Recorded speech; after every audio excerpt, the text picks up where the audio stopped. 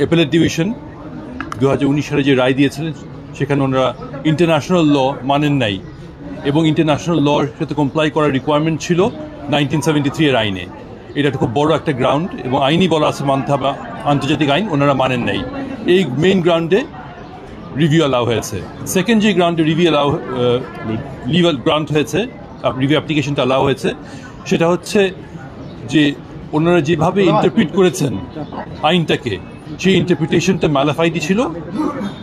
এই গ্রাউন্ড আমরা নিয়েছি, এটা আমাদের বক্তব্য ছিল এবং এই গ্রাউন্ডেও আমাদের রিভিউ অ্যাপ্লিকেশনটা অ্যালাউ হয়েছে এবং লিভ গ্রান্ট হয়েছে। এই দুটো মেইন গ্রাউন্ডে আজকে রিভিউ অ্যাপ্লিকেশনটা অ্যালাউ হয়েছে এবং লিভ গ্রান্ট হয়েছে। আর পরবর্তী ডেট হচ্ছে 22শে এপ্রিল, যেদিন মূল এপিলটা শুনানি হবে।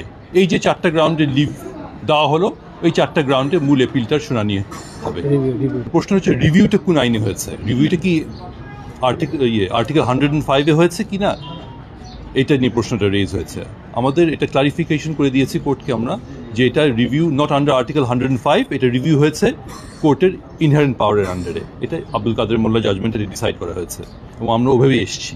এখানে আমরা যেটা চ্যালেঞ্জ করেছি এই রিভিউতে, আমরা পুরো প্রক্রিয়াটাকে চ্যালেঞ্জ করেছি।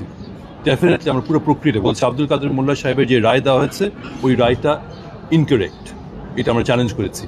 এখন যদি ক্রিমিনাল পিলে যখন শুনানি হবে, যদি আমাদের বক্তব্য অ্যাকসেপ্ট করে, অবভিয়াসলি এটা কোয়েশ্চেন রেজ হবে আব্দুল কাদের মোল্লা সাহেবের রায় এবং তার পরবর্তীতে যত রায় হয়েছে ওটার মিসক্যারেজ অফ জাস্টিস হয়েছে কিনা ওটা আমরা এক্সপ্লোর করতে পারবো। কিন্তু দ্যাট উইল ডিপেন্ড এই যে ক্রিমিনাল অ্যাপিলটা যে শুনানি হবে 22 তারিখে, সেটার উপর।